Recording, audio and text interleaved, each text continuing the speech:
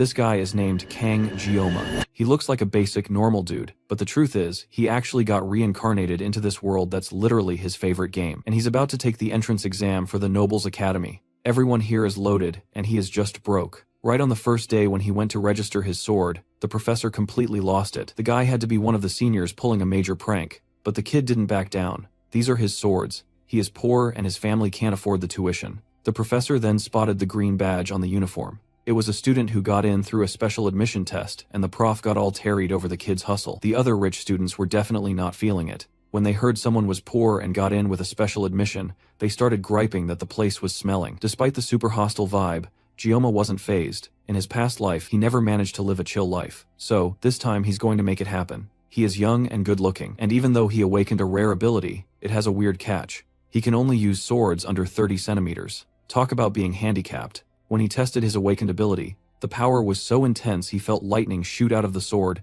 and echo through his whole body. The pain of activating it is too much. If it's like this every time, he's never want using it again. But maybe it's just the first time, like with girls. But testing his ability again, the pain was exactly the same. Near where he was, people were gathering for the ceremony that would set the students' ranks. All the young talents were there, and sitting right at the top was one of the 7 legendary heroes, Siegfried von Nibelung. He is a disciple of Yu Kim, the Academy's founder hero. All the students know and look up to this guy, but the bored old man wasn't pleased. Not even the arrival of another of the 7 heroes cheered him up. This girl, whose curves were more legendary than her title as the Sage of the 7 Heroes, greeted the old man. The girl's name is Media, and Siegfried mocks the girl for being 70 years old and dressing like a youngster. Media didn't take it as an offense. Actually, she took it as a compliment. She also said that if Siegfried accepted her blessing, he would look 10 years younger. The old man refuses. The elderly have to accept their nature. Media has a young essence, and that's why she looks that way. Despite the old man's insults, the girl accepted the invite to watch the Academy's first day. She used to hate these people,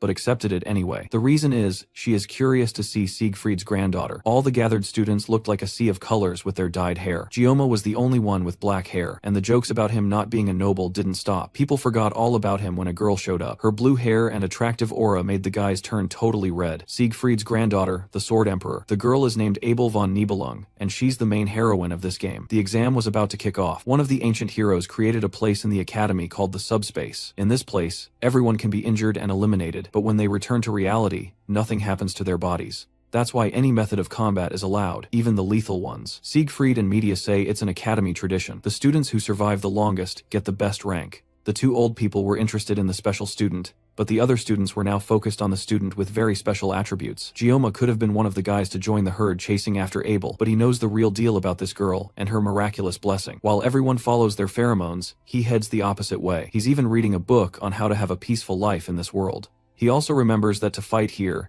he will have to use that darned ability. When it was announced that everyone would be sent to the subspace, all of them were hyped except Jioma. But when it happened, he was determined. After 7 minutes, several students were sent back, leaving everyone shaken by how painful the eliminations were. Media watched closely and noted that Abel took first place. Most people felt this was expected given her famous family. She was very excited to see the performance of Siegfried's granddaughter, but Siegfried himself did not see it the same way. He pointed out that she hadn't broken the Academy record, which he had held for a long time. Just as the old man was about to leave, a heavy, overwhelming feeling hit him like a sharp pain in the stomach. Everyone in the arena felt it. The students looked up at the sky with fear. When Media asked Siegfried if he knew what was happening, even the great hero had no idea. Suddenly, the sky itself began to break. It was an unbelievable sight. 2 people then fell from the sky and crashed into the ground. The arena became deathly silent, as Media ordered medical teams to rush to the fallen students. The story then shifts back to a few minutes earlier. While the students were supposed to be fighting one another, it was actually a pair of brothers, beating everyone else up. Because of these 2, the match felt decided from the start. It wasn't a fair fight, it was a death match. Jioma knew exactly who was behind the violence. The evil twins, Mao Jun and Shun Mao. They were 2 brothers with a natural talent for being brutal. For 30 minutes, they had been toying with the weaker students and enjoying the act of hurting them. Jioma looked so weak that the twins didn't even notice him at first. Eventually, all their victims were gone, leaving the brothers bored and looking for a new target. They spotted a single girl shivering in the back and pointed at her. It was clear they had terrible intentions, and Jioma decided he could no longer stay quiet. As Shun Mao walked toward the terrified girl and made a creepy comment about her being his taste, Jioma reached his breaking point. Jioma yelled from the back, catching the twins' attention. He had stepped in without thinking, and now the 2 boys who had ignored him before were staring him down. They saw his special admission name tag and laughed, calling him worthless. They decided to kill him quickly so they could go back to the girl. Facing them both head-on, Gyoma wondered what to do. His painless blessing only lasted for 30 seconds, which wasn't nearly enough time to beat them. He realized he had only one choice left, and the answer was in his bag of sashimi knives. However, he knew that as soon as he held a blade, his blessing would activate, and that unimaginable pain would return. He had wanted a safe, quiet life, but not even half a day had passed before he was in danger. When he reached into his bag and pulled out a knife, causing both brothers burst out laughing, Shunmao decides not to waste any more time and launches forward to take Gyoma out. This isn't a situation where Gyoma can be picky, but he has a desperate plan. Use his painless blessing for 30 seconds to cancel out the pain from the sword god blessing. All he has to do is hold on. He activates his painless blessing right before drawing the sashimi knife, and once again,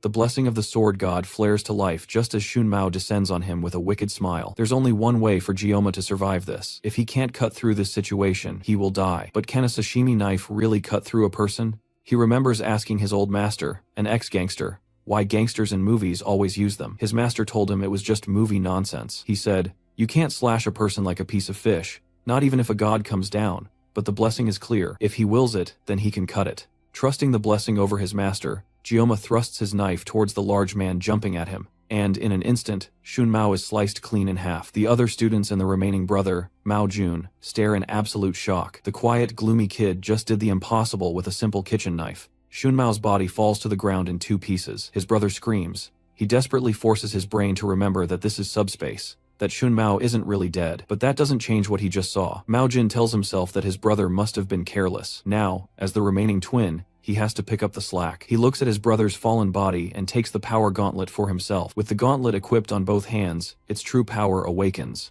Mao Jun's defense is boosted. His jumping power increases by 200% and his fists hit like a truck. He's confident that not even an S-rank weapon can pierce his defense now. But Gyoma isn't even paying attention to him. He's just focused on the countdown, tracking the seconds he has left before his blessing ends. Mao Jun sees an opening and rushes in for a sucker punch while Gyoma is distracted, and then in a single instant, it's all over. Mao Jun is on the ground, covered in his own blood and barely alive while Gyoma finishes his countdown. The moment it hits 0, the painless blessing ends and the full agony of the sword god blessing slams into him at once. He screams, still clutching the knife, and finally collapses. Sometime later, Gyoma wakes up in a white room, probably some kind of clinic. Before he can even get up, 2 people walk in. He's never met them, but he knows exactly who they are. 2 of the legendary 7-star heroes, the strongest of humanity, Siegfried, and the Academy's director, Medea Poison. He can't help but wonder why 2 of the most powerful people in the world are here to see him. Medea asks for his name, but Siegfried gets straight to the point, his hand resting anxiously on his sword. He demands to know what on earth Gyoma did. He explains that during the fight, they both felt a powerful sensation that was clearly caused by him. The hostility is so thick, you could cut it with a knife. Realizing he's being targeted by the strongest man alive, Gyoma makes a smart move. He first apologizes, saying that his actions went too far, and tells them he's ready to accept any punishment. As the 2 stare each other down, Medea is forced to step in before a fight breaks out. She tells Siegfried to stop scaring the kid, and then reveals something shocking. While Gyoma was unconscious, Siegfried actually cleaned his clogged meridians. Gyoma can't believe the Swordmaster would do that for him, but now that he checks, his body definitely feels a lot lighter. Medea then explains that they reviewed the video and concluded he was just defending a female student in trouble. She can't help but drool a little, calling Gyoma the handsome prince she's been dreaming of, forcing Siegfried to pull her back. The main point, she says, is that she won't give him any grief over his actions. Better yet, the twins had a terrible reputation anyway, and after what Gyoma did, they've both decided to withdraw from the school. That's a huge relief for him, but that isn't all. The real reason they came to see him was to congratulate him for being the top scorer in the whole school. And just like that, Gyoma's dream of a peaceful and safe life has officially become impossible. Later, back in Medea's office, the 2 heroes regroup. She's complaining about something she's never seen in her 2 decades as head of the academy. A student earned the top spot among all the new candidates and then rejected the offer to join the highest class in the school, the star class. They tried to ask him to reconsider, but Gyoma still doesn't want it. Medea asks Siegfried if he's upset that Gamma took the top rank instead of his granddaughter. After all, he saw the video and his potential, but Siegfried doesn't agree. He sees this as nothing more than an immature child challenging the system. He says the subspace has the will of the founding hero. If the subspace recognizes Gyoma as number 1, then the academy itself has chosen him as the top pupil, and that won't change. Siegfried also has his own personal thoughts. He sees Gyoma as someone completely strange. If his skills were outstanding, or if his physical abilities were great, or even if he had a little bit of experience, it would make sense. But Siegfried could tell that he had none of that, and yet, As he saw in the video replay, there was a great essence of skill in how Gyoma moved. It represented the ultimate form of swordsmanship, something he has been pursuing his whole life. When he was unblocking Gyoma's acupoints, he sensed how feeble his body was, that he had not yet received any physical training. But it also appeared that something was stored inside him that even the strongest human cannot comprehend. Because of that, he's feeling incredibly competitive towards someone the same age as his granddaughter. Medea, on the other hand, is more focused on the fact that he's quite attractive. She's still smitten that he revealed his skills to save a woman in danger. She jokes that if she were just 10 years younger, she would go after him for sure. Lost in thought, Siegfried stays quiet until she asks him what's on his mind. He doesn't answer, and eventually asks her what she thinks students call people like her. Interested, the school administrator tells him to go on. His answer is definitely not what she wants to hear, and she ends up exploding in anger. Meanwhile, Gyoma goes to attend his first class. He had rejected going to the star class, so the best they could downgrade him to was wolf class. Any lower, and the elders would have thrown a tantrum. He originally wanted to be in tiger class, but Medea practically begged him to go to wolf class. In exchange, she promised to keep it a secret that he is the top student in the school. He originally wanted to complete his studies securely in a lower class rather than battling it out in a higher one. Wolf class is a bit high level, but it's still within the range of what he would have expected. Gyoma pushes through the large doors and enters his new classroom. For a moment, all the students look at him with mild curiosity. Then, they notice he is a special admission student, and just like that, no one could care less about him. Gyoma doesn't mind. The fact that they are ignoring him means that Medea kept her part of the deal. Now all he has to do is live the tranquil life he has always dreamed of. He settles down at his desk as a familiar student walks towards him nervously. She shakily thanks him for helping her previously, but Gyoma has no idea who this is. She clarifies that she's the girl he saved during the test. Gyoma brushes her off and tells her that she doesn't need to thank him. After all, he says, anyone else in that situation would have done the same thing. It may look like he saved her, but he feels he actually did it to save himself. Accepting her gratitude would make him feel like a hypocrite. Gyoma changes the topic by introducing himself instead. The girl follows suit and reveals that her name is Chloe. It's an interesting coincidence that they ended up in the same class. Now that introductions are done, Gyoma tries to remember if he has ever heard of a character named Chloe in the game. Maybe she was introduced after he stopped playing, but that makes no sense. When he quit, the game's core narrative was already so far along that introducing a new character would be pointless. It looks like he has run into an extra just like him. Gyoma asks her to keep the incident during the exam a secret. He doesn't want word of his power getting around and ruining his safe and easy lifestyle. Chloe agrees, but then starts to make a request of her own before being cut off by their homeroom teacher, barging into the room with a loud shout. Gyoma tells her to go back to her seat so they can talk later. The teacher, who introduces himself as Lee Wanbin, congratulates the new faces of Wolf class. Since it's their first day, he wants to begin with some basic physical exercise: 100 push-ups, 100 sit-ups, and 100 squats, as well as 10 laps around the training area. Basically, it's a Saitama split. For the genius nobles who have received vigorous training their whole lives, this is a piece of cake. For Gyoma though, this is a training regimen that will most certainly make him go bald. He nervously walks up to the teacher after everyone else has left, and says he's not feeling strong enough for the training. Surprisingly, not only does the teacher know his name, but he also seems to think incredibly highly of Gyoma. It looks like Medea didn't completely keep her impression of him under wraps. Lee Wanbin also knows Gyoma is allowed to take classes from any level he wants. He denies the opportunity to go to the star class and instead tells the teacher he just wants to go to the toilet for now. And that's how Gyoma is forced to join the tedious exercise with the rest of his classmates. They all run past him with ease while he barely lags behind, already feeling like he's about to pass out. Chloe runs up beside him and notices that he doesn't look so great. She surprisingly tells him that she's on her 9th lap already, gives him a little bit of encouragement, and then zooms off to complete her last one. By the end of the day, Gyoma returns to his dorm room and chugs several bottles of water. He's been at the academy for just a week and has already faced unexpected problems. After the intense training, he ran to the cafeteria only to find out the meals weren't free. When he saw the price for one spicy pork rice, he froze in shock. Just remembering the price now causes him to throw his bottle into a wall in a blind rage. He's almost out of living expenses and severely regrets not accepting the money his father tried to give him. For the past few days, he has been surviving on nothing but the cheapest water from the campus shop. He even misses the complimentary dinners from his army days. For now, all he can do is try to think about something else to forget his hunger. The first thing that comes to mind is his blessing. As usual, the status screen appears, giving him the details. It's gotten a lot longer since last time. His physical level has risen, which has also upgraded the blessing of the sword god, allowing it to activate with slightly longer swords.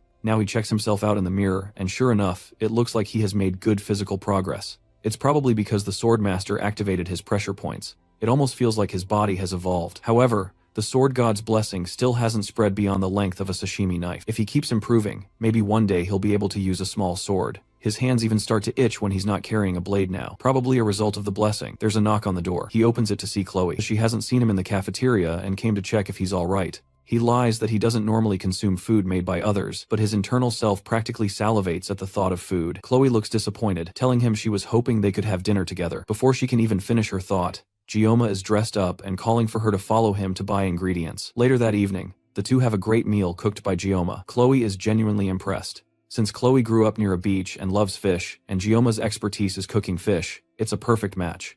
The itch in his hands to grab a knife also hadn't left him, so this is a great time to refresh his skills by slicing some sashimi. The problem is the sword god's blessing. He can't hold a simple kitchen knife without it activating. He asks Chloe if she owns a larger knife, saying it would be awkward to use his own weapons to cook. She heads into her room and comes back with a large sword. Definitely way too large for a simple fish. With no other choice, he is forced to use his blessing. The painless blessing will last for 30 seconds, so he just has to make sure he's fast enough. He was once called the greatest swordsman in his country, and cutting fish has always been his specialty. Now, it's time for him to prove it. He flawlessly slices the fish and manages to finish in 21 seconds, leaving 9 seconds of the painless blessing to spare. The whole thing was done so well that he would call it a masterpiece. Chloe asks how he's so good at cooking, and he confesses that he once worked part-time at a Japanese restaurant.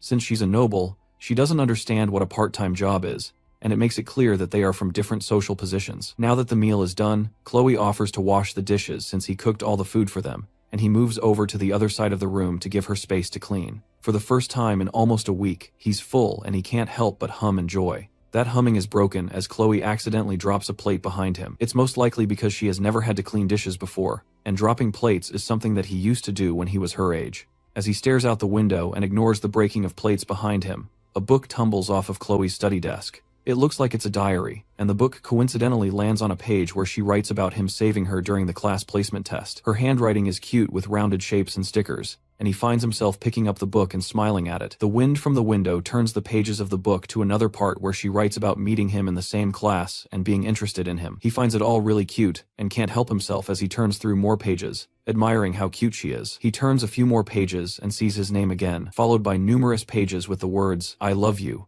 written countless times. Another plate breaks again, and he turns to see Chloe staring at him with blank, scary eyes. She simply asks him if he has read her diary. Chloe's emotionless state isn't a new thing. It's part of her upbringing, and it's more like a self-defense mechanism. Heroes earn respect by defeating demonic beasts, and this allows them to increase their social standing and to gain global reputation. However, within their stagnate ranks, there are certain factions that abuse the weak in the name of authority. When the law is unable to punish these abusers, another group is called from the shadows to take care of these people, and the name of that family is Auditore Sicilia. They are a family that maintains order and carries out assassinations. They are known to work in the shadows while leading towards the light. Those born in the Auditore family have been training for assassinations since before they even reached adolescence. Their emotions are restrained, and they undergo severe training to become perfect assassination machines. Chloe is a part of this blood-stained family, and the first time she soiled her palms with blood was at the age of 15. She has been told all her life to not underestimate her abilities as an assassin, and this has allowed her to become completely conscious of herself. Slowly, her unyielding training distorted her nature, and a gloomy shadow formed over her heart. By the time her identity had been worn down, leaving only traces of emotion, Chloe eventually reached the age to enter the academy. Joaquin Academy is a place where students are placed in different classrooms based on their aptitude. Each student's talent is at least the level of a dragon or higher, but members of the Auditor family who thrived in the shadows were assigned to the common class by their family's decree. That was the agreement between the family and the academy. She was told to remain undetected, and throughout the years of childhood, the family eliminated every individual's liberty. Chloe accepted her fate as an assassin and didn't protest, and she already believed that nothing would alter her fate. That is, until the day she met someone she would never forget. As she stood still and defenseless while the two evil brothers walked towards her, someone who looked like the weakest person in the room stood up to defend her. Even though death in the subspace battle royale is fake, and there is no real risk of dying, this boy still tried to save her. Chloe had quietly accepted death and was waiting for her predestined fate. She had long since given up on meaningless struggles, and she was trained to act in a meek and unnoticeable manner. But somehow, thanks to the boy's intervention, it's like the sun had broken through the clouds in her mind, and she watched as the boy used his sword not to assassinate, but in self-defense and to protect her. Right as she saw him fighting for her, She remembered a children's fairy tale she read aloud under her pillow in secret. The tale told of a princess imprisoned in a castle that was rescued by a prince. As the memories of the fairy tale came to her mind, her chest tingles and her cheeks became red. This unidentifiable feeling in her was most certainly love. Now Gioma has committed the ultimate sin by looking into the private thoughts of this girl. As she stares him down, he tries to, but he knows deep down that he is screwed. He tries to figure out exactly how he got into this situation. Was it when he took the pure sentiments of a teenage girl, or maybe the moment he foolishly followed her because she offered to feed him? No matter how he found himself staring at death itself in the form of a teenage girl, his first priority should be getting out of here. He changes the topic, commenting on how lovely the moon is before casually trying to find a way to leave the room without getting his head chopped off. She doesn't let him finish his sentence and asks him again if he saw her diary. He tries to play it off, pretending that he only saw her reference book and compliments the amount of effort she put into studying. But none of that flattery will save his life right now. He can't even believe that she saw him reading it in the first place, since she was busy washing dishes while he was peeking through it. And she has even abandoned the formal speech she was using to talk to him before. It's almost like she has become an entirely different person out of nowhere. He promises that he didn't see it, but she pesters him until finally he admits that he saw it. As soon as he says that, Chloe decides that his life must end, and she pulls out the same sword that she offered him before to cut the fish. Gioma looks around and weighs his options. They are currently on the 4th floor, so jumping out of the window isn't an option. The only way out for him is through the front door, but Chloe definitely won't let him just walk out of here. At least not with his limbs attached. She really is coming towards him with the sword, and it looks like his time is running out. He tries to figure out why she's suddenly acting this way, and he can only think of one possibility. Her unmoving pupils and her dark red eyes can only mean one thing. He's dealing with a textbook yandere, but if he takes into account her sudden shift in attitude from an adorable little strawberry to a fierce killer, it gets even worse. She's a yandere with a dual personality. Managing her yandere characteristics alone will definitely be difficult, but adding a dual personality disorder to it makes things even worse. It looks like her change in personality was triggered by him opening her diary. This might be harmful, but he's sure that she'll pursue him until the day he passes away if he doesn't do something to snap her out of it. He has to find a way to secure his future by taking the initiative today, else things are only going to get worse for him. The only way he's making it out of here alive is if he gets a weapon, but he only has 9 seconds remaining after using 21 seconds to slice the fish. His sashimi knife is still in his room, but he can use the kitchen knife from earlier. There's no way he's going to be able to reach that without his arms getting severed though. He looks around again and notices a box cutter on her study desk. There's nothing else he can use, but there's no way this little thing is enough to activate the blessing of the sword god. Chloe finally rushes him with a sword, and it looks like there's only one way to find out. He grabs the box cutter, and then unloads the blade. Numerous status screens pop up in front of him. Being resourceful in a situation like this increases his mental resilience, and he temporarily gains an intimidation buff. The system then makes necessary adjustments before activating the blessing. Chloe rushes at him with her sword right as Gioma pulls back with the box cutter. Before she can cut him down, he tells her that her hair is a little long. Thanks to the intimidation buff, Chloe freezes for a moment right as Gamma unleashes the blade. Everything goes dark and fuzzy, and by the time Chloe wakes up later in the evening, her room is dark, tidy, and empty. Her thoughts immediately go to Gioma, and she wonders where he went off to. She calls out to him a few times, but the silence confirms that she is alone in her room. The last thing she remembers is sneaking looks at him while he was looking out of her window, but everything is fuzzy after that. She suddenly feels the need to look for her katana, but she sees it leaning against her study desk. She sometimes loses consciousness whenever she holds her katana, but it looks like she managed to hold herself together this time. At least that's what she thinks anyway. Back when she was younger and still honing her skills, she would lose consciousness when holding her blade, and by the time she would come to her place would be covered in blood, and her elders would dismiss her whenever she would ask what she did while passed out. They would always remind her not to deny her talent as an assassin. Still, the fact that she can't remember what she did with Gioma makes her feel embarrassed, and she buries her head in her bed in shame. But that shame quickly turns to something else entirely, as she starts thinking about Gioma. Then she notices the box cutter laying on the floor, and also that her hair looks shorter. Inside her trash bin, she also sees some of her hair neatly cleaned up. That's when she realizes that he must have helped her cut her hair, and she opens up her journal to write about her love for him a little more. Gioma, on the other hand, isn't nearly as lovesick as Chloe is at the moment. In fact, right now, he can barely believe that he's even alive. Behind an inconspicuous wall at the far side of the college, he throws up the food that he was just praising Chloe for feeding him. He barely managed to go past the first 5 seconds after the 9 seconds of his painless blessing ended. And even then, he still feels incredibly sick, and after throwing up his only good meal in over a week, Gioma sits on a bench and contemplates what to do next. Now he's hungry again and feeling even worse than he did before Chloe came to visit. His mind drifts to Chloe again, and he starts to wonder who exactly she is. Her swordsmanship is clearly honed to cut off an opponent's life with a single strike, or at least subdue them. The way Chloe wields her sword, it's like she is persistently aiming for the vital spots, almost as if her technique is specialized in assassination. If she had caught him off guard, Gioma certainly wouldn't have survived. He felt like his life was being threatened, so he instinctively aimed for her neck. Fortunately, the knife was too short, so he only managed to cut her hair. Before he left, he cleaned up the mess, so there shouldn't be any problems later. But this is just further proof that keeping his peaceful and safe life isn't as simple as it looks. Apparently, being ordinary is the hardest thing for him. When he was first thrown into this game, it's not like he didn't have any ambition. In his past life, he once reached the pinnacle of skill with nothing but a sashimi knife. So, it's not like he could easily let go of his dreams. But everyone has a role to play, and in this world,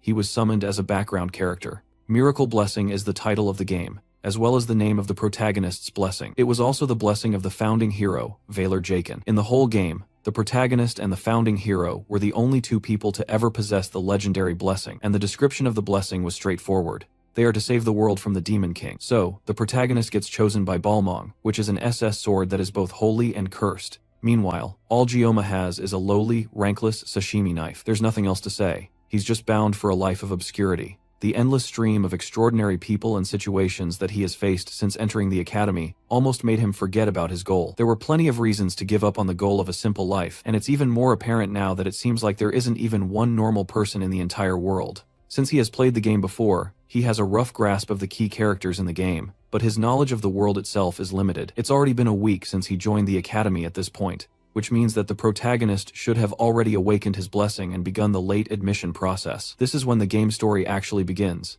and Gioma knows the general plot, but he never played it to the end. For the first time, he actually regrets quitting the game halfway through. But still, since he knows the canon route up to the first half of the story, that already gives him a big advantage. All he has to do is stick to the canon route no matter what. If he starts meddling in everything, then he'll end up losing the only advantage that he has. From his memory, he knows that the storyline takes a sudden dark turn around the second semester of the third year, which is when the demons realize that the hero has awakened, and they launch an attack on the academy led by a legion commander. As the fight escalates, the demons and the humans spiral into an all-out war, and from there, the game story turns into a typical fantasy novel. Back when he was playing it, he just wanted to emulate the carefree, simple, youthful life that he never experienced as a teenager. So, he deleted the game without a second thought. The problem is that now he's part of the world that is destined for war, and there's a very real possibility that he might die. He still has 3 years before then, though, and he needs to stop running from reality so he can focus on what's possible. He won't let himself die, and he will focus on growing stronger so he can survive. Besides, cliché games like this one always have happy endings where the protagonist manages to save the world. All he needs is enough strength to protect himself, so he can't let himself be some helpless weakling that gets killed off. He just needs to train enough to protect himself while keeping as low a profile as possible. To do that, he will have to minimize his use of the blessing of the sword god, because just the few times he has had to rely on it has put immense strain on his body. It's a powerful ability, but it comes with way too many drawbacks for his liking. Thinking about the blessing once again activates a status window that gives him information about it. Weirdly enough though,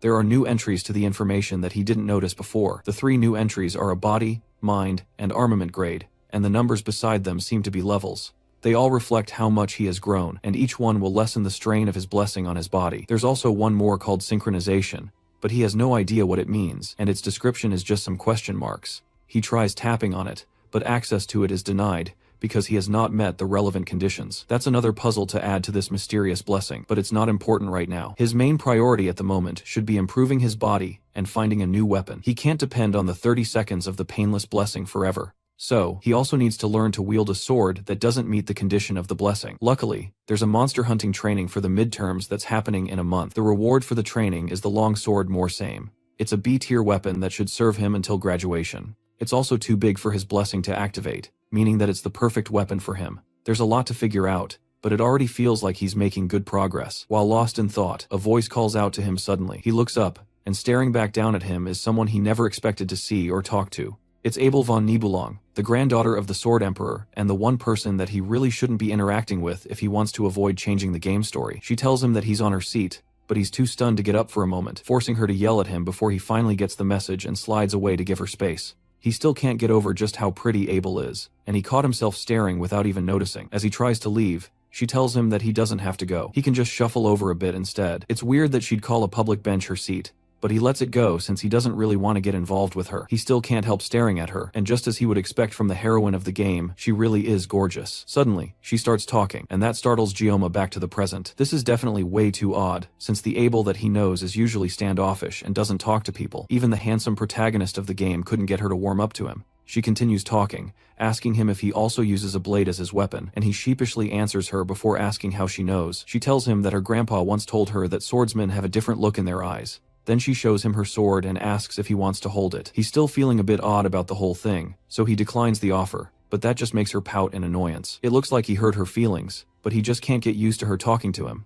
Then she asks him if he knows her. Gioma is surprised at first, but that's an odd question for her to ask. There's no one in the school who doesn't know who she is. He answers her in a blank way, saying that he sort of knows her, but then she tells him that she doesn't know him. She considers that a bit unfair, the fact that he knows her, but she has no clue who he is.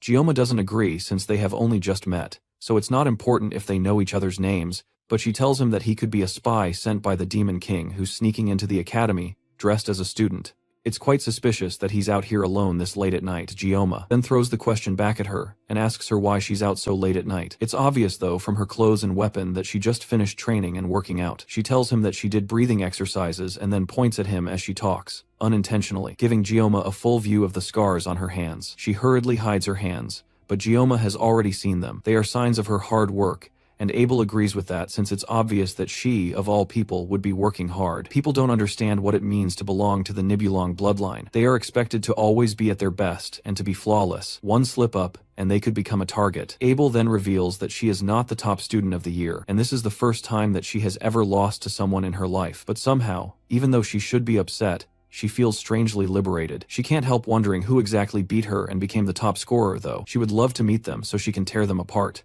That causes Gioma to cough out in shock, and he asks her why she would go that far. The reason is because she feels humiliated. She begged her grandfather to tell her who that person is, but apparently the person isn't even in her class. On top of that, they also skipped the speech, which means she had to do it in there instead, and that only felt even more embarrassing as the second place. She stops herself before she goes even further with her ranting. It's odd of her to decide to share all this information with someone she just met. On that note, Gioma finally asks the question that has been on his mind this entire time. He wants to know why she's talking to him in the first place, considering her personality and how she usually feels about others. The reason is definitely not what he expected. It's because he looks weak. It's her family's motto to be unyielding to the strong and merciful to the weak, and all her classmates are already unbearable enough, so she doesn't have any friends. That would explain why she's so cold to the protagonist in the game. With that done, Abel gives a little stretch, then prepares to leave. As she gets up, she pauses for a moment, and then asks him if he really isn't going to tell her his name. Just like before, Gioma refuses, with no room for negotiation.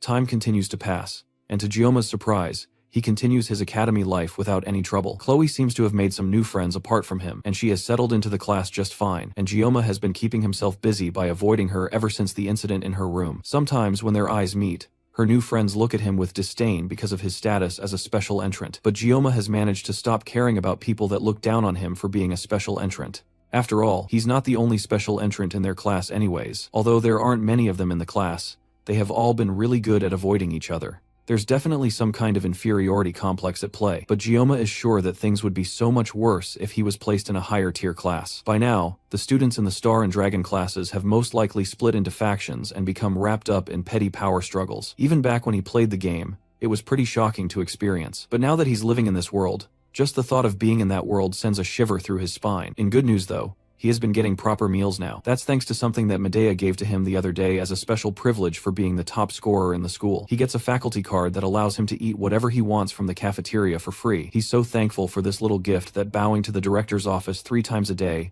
doesn't feel like enough to express his gratitude. On top of that, he has been fulfilling his duties as a student pretty well, all while making sure that he hasn't done anything that could negatively affect the main storyline. All he has to do is keep it this way for the next 3 years, and his life will go smoothly. The days go by smoothly, and Gioma attends all his classes without any problems. During one of his classes, an elderly teacher educates the students about the hero Balor Joaquin, who founded the academy after recognizing the need to train the next generation of heroes. Gioma pretty much knows about all of this from the games already. The founding hero, Balor Joaquin, faced Lycan, the Demon King's right-hand man and the commander of the First Legion. The battle went on for 20 years, and in the end, the hero emerged victorious. However, Balor Joaquin lost one of his arms as a consequence for his victory, and as a result, he could no longer fight. The war was filled with carnage and bloodshed, and although the hero won the battle, there was no clear winner of the war on either side. And just like that, the first human-demon war ended in a truce. In order to train the next generation, Joaquin founded the Academy, and a non-aggression pact was signed between the two races. That pact is the reason that there have been 700 years of peace that still stands till today. The students are sure that they won't see any war in their lifetime, but Gioma is the only one that knows that the peace will be broken. Everyone is so used to the calm at this point, and it's no surprise. The only person he would want to warn about the impending doom would be Medea, but doing so would also alter the canon route, and he has no idea what that would lead to. Despite constantly complaining about wanting to leave her position as an academy director, Medea was one of the first to notice that something was about to happen, thanks to her blessing of perception. In order to protect her students, she was the first among the 7 stars to step onto the front lines. But Gioma never played the game to that point. However, he did learn of her fate from reading the game's fandom wiki. Medea was the first of the 7 stars to fall in battle against the Demon King's army. Knowing this makes it hard to keep the war a secret, but he wishes that he never knew in the first place. The class ends and students start to head out to the school halls because of some sort of commotion going on out there. It looks like it's finally time for things to start, and Gioma takes a moment to check his phone. Just like he thought, it's the 5th of May, and today is the day that the protagonist will finally join the school. He joins the group of students crowding at the class door, and they are all in awe of him, and some are already certain that he's going to join the star class. Just as he suspected, the protagonist of the game walks through the halls as people part for him to move. Leon van Reinhardt walks with a confident aura among his fellow students, but Gioma knows that today is the day that the peace that lasted 700 years would start to crumble. Gioma watches as everyone in the school seems to fawn over him. But he already knew that this would happen. After all, in the game, every woman seems to fall for him. If this were an adult-rated game, Leon would definitely have been dead before facing the Demon King. Among all the women that are seemingly drawn to him, the ones who become his party members are also pretty impressive. It's annoying to think about, but Leon van Reinhardt, the protagonist of Miracle Blessing M, will be among the first to get drafted in 3 years. Although he calls it a draft, it's more like a mandatory enlistment, and if Gioma gets drafted as well, this will also be his second time in the army. But the hero only barely managed to seal the 1st Legion commander, which only makes Gioma wonder how strong the Demon King is. There's no way that protagonist is going to lose, right? As he wonders about all of this, his eyes lock with Leon, and the protagonist smiles charmingly at him, almost as if he's reassuring Gioma without knowing what he's thinking. He's the protagonist after all. There's no way he won't be able to handle these kinds of threats. Gioma turns to walk away from the scene, but suddenly someone calls him from behind. It's Chloe, and she meekly asks if she did something wrong. He'd love to tell her that she almost cut off his head, but they will be spending the next year together, and it would suck if he made things awkward between them. He lies that there's no problem between them in hopes of keeping things civil so he doesn't end up making any unnecessary enemies. Chloe at least seems relieved, and she's back to acting cute just like he remembers, which is so different from the murderous psychopath he faced that day. Despite her being unconscious, he could tell that her swordsmanship is filled with sorrow. It's as if it was a blade pleasing to be saved, and yet, the killing intent radiating from the edge is so intense that it made his skin crawl. If the purpose of her swordsmanship is simply for killing, then she's probably more dangerous than the Mao siblings. He's snapped from his thoughts when she asks to treat him to dinner again tonight. She wants to treat him, but she warns that she's not as good at cooking as he is. The mention of having dinner with her again brings those thoughts of her bloodlust back to mind, and he almost instinctively wants to refuse her. But the puppy dog eyes of a cute girl are a terrifying weapon. It's almost impossible for him to say no to a face that cute, and he feels bad for even thinking of refusing. But if he doesn't refuse, he might wake up in a fridge tomorrow morning. Instead of dinner though, he has a better idea for them to spend time together. He asks her for a favor and tells her that she's the only one that can do it for him, and that caused Chloe to become docile immediately. Gioma wants her to teach him swordsmanship, and he needed a sword instructor anyway. Later in the school's training grounds, he swings a wooden sword while testing his own limits. Just as he expected, because of the size of the sword, it doesn't affect the blessing. Now all he needs to do is try to develop some swordsmanship skills. Chloe is insanely strong. She'd be the perfect person to train him. This is also a pretty good excuse for him to avoid going to dinner with her again. Ever since that day, he made sure to watch a video called Surviving a Yandere before going to bed.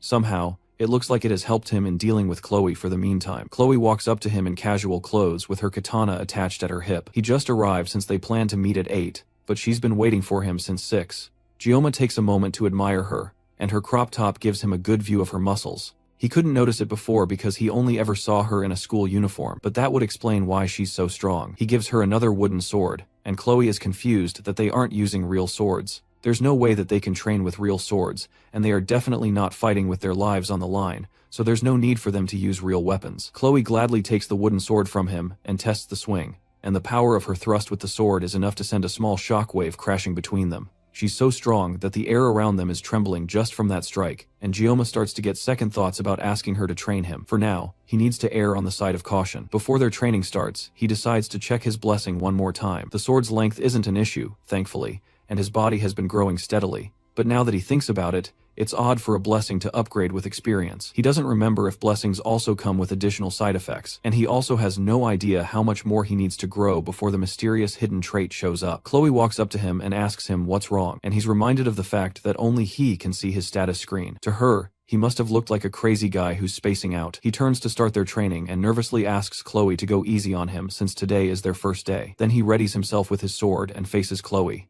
In his past life, he learned everything through hands-on experience. He firmly believes that to master something, you can't just give a piece of yourself. You have to be ready to sacrifice your entire being. The reason he adapted so quickly in the academy is because of the training that he received in his class. He learned from a young age how to read when he's growing and when he's stagnant. And even now, he can tell that things aren't perfect in both his stance and his grip on his sword. However, even with all of that, the final stroke of the sword must always strike the opponent. He opens his eyes to begin the duel, and sees Chloe already rushing towards him at full force. He barely has time to dodge her first strike, as Chloe switches her stance and launches another attack, which he is barely able to parry. Somehow, as the fight continues, she seems to keep getting faster, and Gioma is barely able to keep up with her pace. And on top of all of that, she might even be holding back since he told her to go easy on him. Her sword clashes with his again, and this time, the wood begins to crack from the force. Her relentless onslaught of attacks doesn't slow down though, and she continues to strike while he barely manages to parry and dodge. With how much force she's using,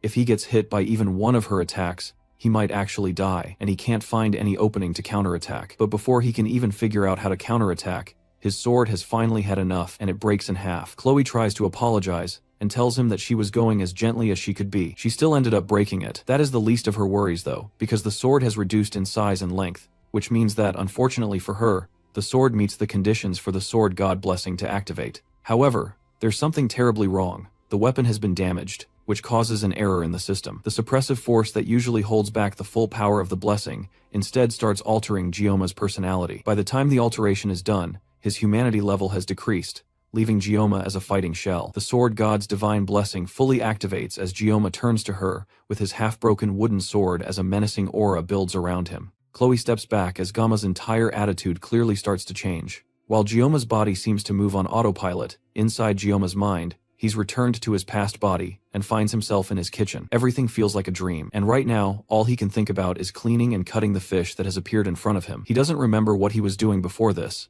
but right now, he just has to get back to work. It's been a while since he has worked on a fish like this, so he decides to cut the fish using a Chinese cleaver this time. As he tries to pick it up, a message pops up informing him that he can't pick it up. Since that's not working, he tries to pick up the knife, but once again, a message pops up telling him that he can't pick it up. There's only one option left, and it's the sashimi knife. That's the only blade that the system allows him to pick up, but he remembers that if he holds the sashimi knife, then it's going to hurt. However, he picks it up, and it's completely fine. In fact, he even feels refreshed, if anything. A voice speaks up in his head, telling him to just accept the situation and let things go. In the real world, Gioma continues to approach Chloe with the knife. She tries to call out for him, but he continues walking towards her with obvious bloodlust. Suddenly, he rushes towards her, and Chloe is just barely able to block his attack with her sword. He pushes against her sword and sends her flying backwards and crashing into a wall. He suddenly feels completely different from when they were sparring before. He jumps towards her and tries to stab her with the sharp end of his stake, but she barely jumps back and avoids the hit. Chloe only got hit with one attack,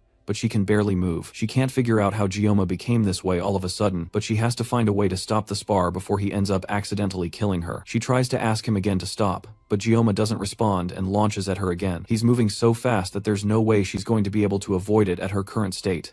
All she can do is continue begging him to stop, and eventually, she shouts out his name right as the sword strikes down straight towards her head. Back in Gioma's dream world, he wonders why the fish he has been trying to cut is avoiding him. The fish also seems to be making a lot of ois while bouncing around, and he can just barely tell what it's saying. It sounds like it's calling out someone's name. The sound becomes less fuzzy until he can just barely hear the fish calling out for someone named Gioma. Chef Kim's mind starts to clear, and eventually he realizes that he is Gioma, and the fish is calling for him. He's just barely able to realize what's right as he is about to stab Chloe with the broken sword. Just before the wood can pierce her skin, Gioma throws the sword, slamming it into a wall. Just before he accidentally kills his friend, Chloe opens her eyes and sees Gamma holding her and smiling down at her because he's no longer holding the sword. The blessing has ended, and he's back to his senses. Chloe nervously asks if he is alright, and he calmly tells her that he's fine, and then turns to leave while thanking her for helping him to train. After he leaves, Chloe makes her way back to her dorm room as well. She's had a feeling since the entrance exam, but Gioma's capabilities are more peculiar than strong. When she fought him, she could tell he wasn't fighting with skill, but just raw instinct. Even though he subconsciously activated his divine blessing, she was no match for him. Even with that half-wooden sword, he managed to completely overpower her. As she walks through the campus, someone peeks out from the shadows and comments that Chloe looks quite content. This mysterious newcomer is Nox's editor, and also Chloe's older brother. Nox mocks her for hanging out with a lowly person after joining the academy. Chloe knows that he's talking about Gioma, and warns him not to talk about her friend like that. Nox didn't even know his name until now, but warns Chloe that she should avoid loitering around with him unless the Adiator family will erase him. Chloe turns and walks away and tells Nox that even if the Adiator comes, they will be no match for Gioma. As Chloe walks away, Nox wonders about this guy that has changed his sister so drastically. Speaking of Gioma, as he walks home, he also takes a moment to think about his blessing. The power he has been given is a far cry from the blessing or a favor from a god. It's more like a curse, if anything. In order not to rely on the sword god's blessing, he tried to find new weapons,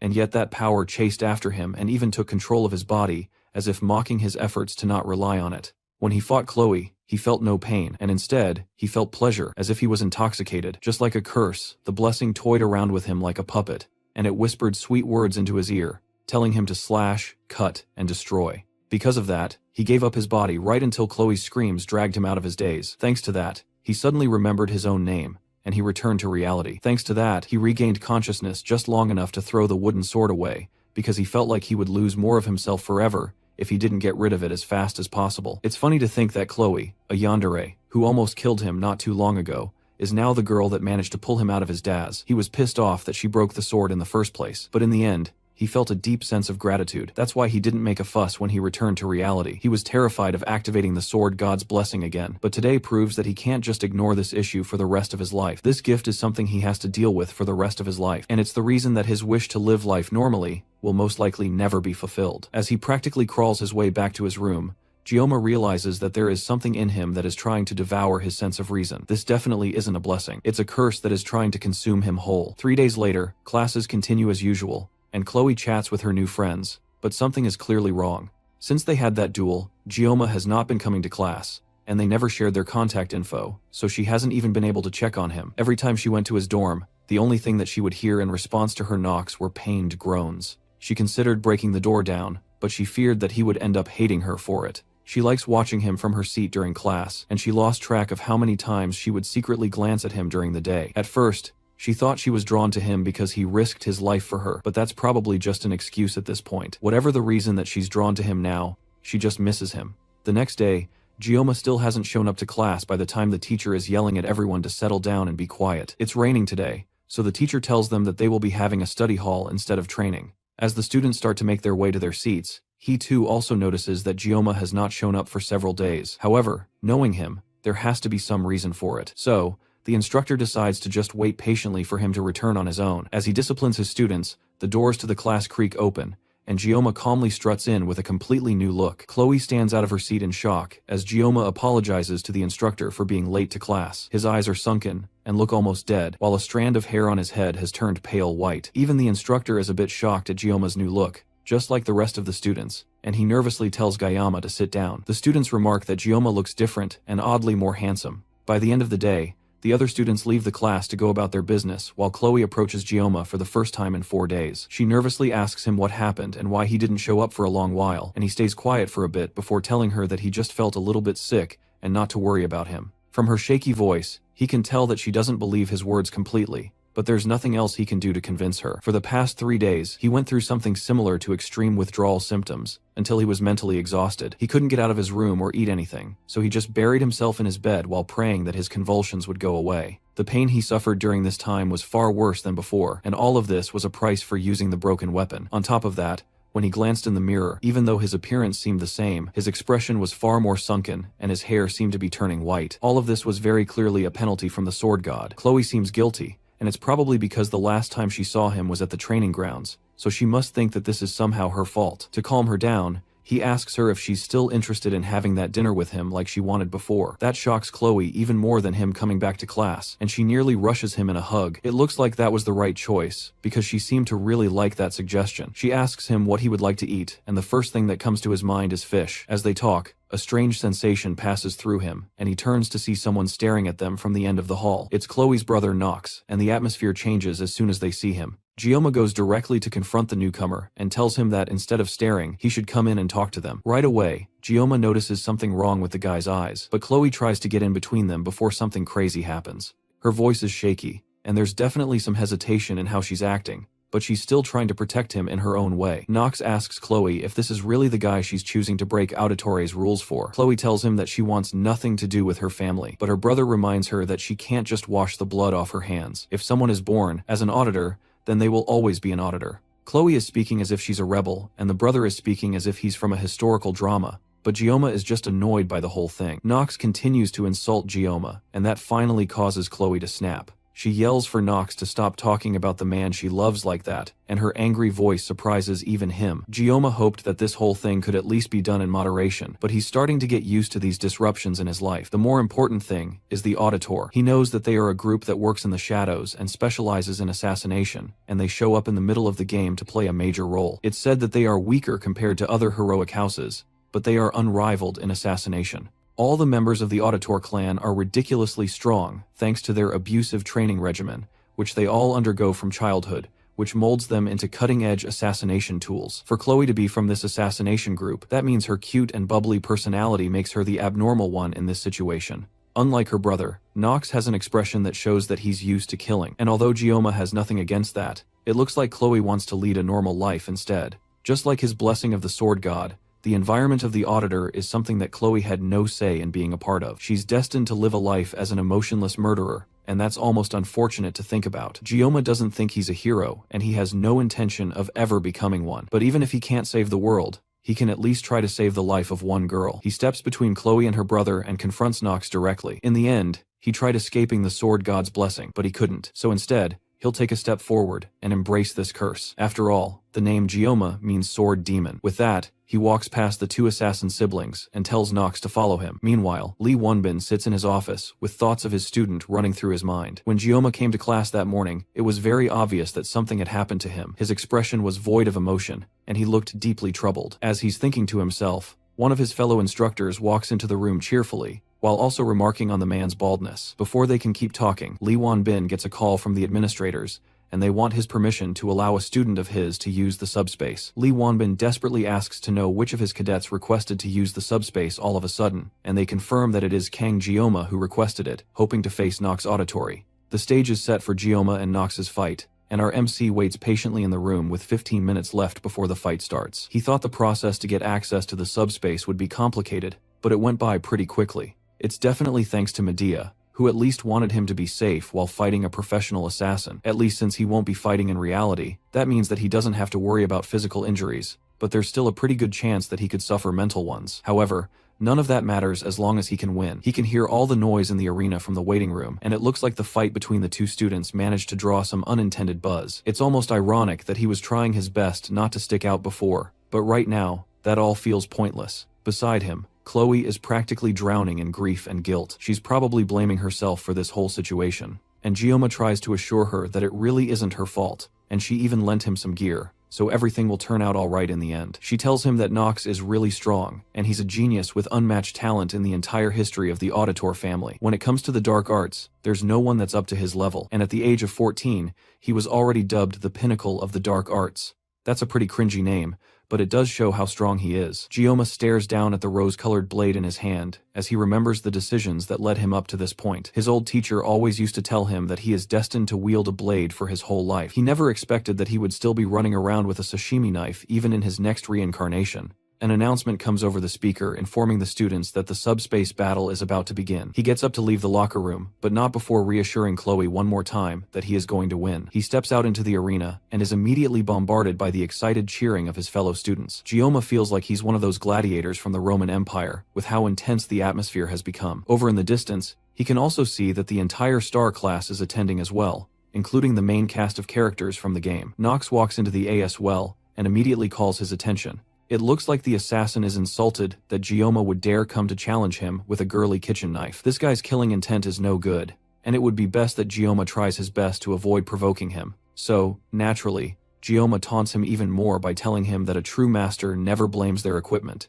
Nox pulls out his blade, an S-rank sword called the Two Hungrian Blades. On top of the powerful equipment, he also has one of the best auras in the game, the Blessing of the Crow. However, Gioma has also come prepared with dual discount-grade kitchen knives. Truly, this will be a fight for the ages. The subspace barrier is deployed, and before it is even fully active, the two students leap at each other. Gioma activates the Painless Blessing as he uncovers the two knives, which activates the Sword God's Blessing. The people in the stands watch in awe as they can barely see anything going on in the arena. This was supposed to be an easy match where a special admission student would get demolished by an accomplished assassin, but with how fast the two of them are going, the students can't even keep track of what's going on. The students from Star Class are also surprised by how interesting this fight has suddenly gotten, especially Abel, who can't believe that the person she labeled as weak has such fighting prowess. Their swords continue to clash, and Gioma is effortlessly dodging all of Nox's attacks. The assassin gets frustrated and launches another attack that's so fast it creates 3 after images of him. Somehow though, despite the attacks hitting Gioma head-on,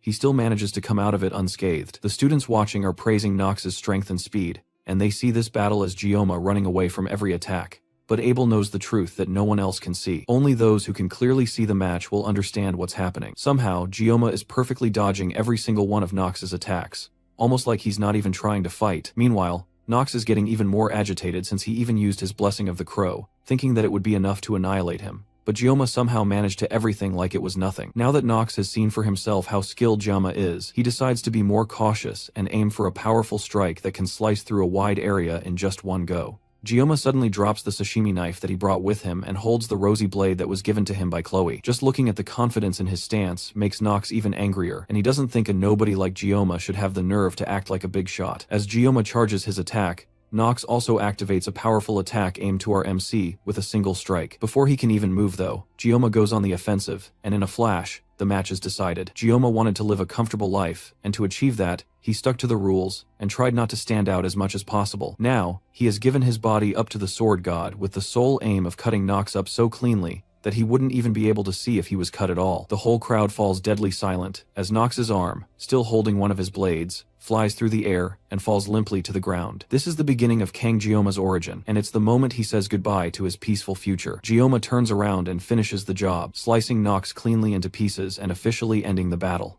The subspace barrier gets turned off, and the crowd is still in stunned silence, and Nox tries to catch his breath with his arms on the floor. Gioma puts his blade back in its hilt as the announcer declares him the winner of the match. Gioma isn't shocked that the crowd can't even bring themselves to cheer. He showed incredible power out of nowhere, all with a knife that was made for gutting fish. Despite the strength that he has, he still feels that cutting a person is just way too unpleasant.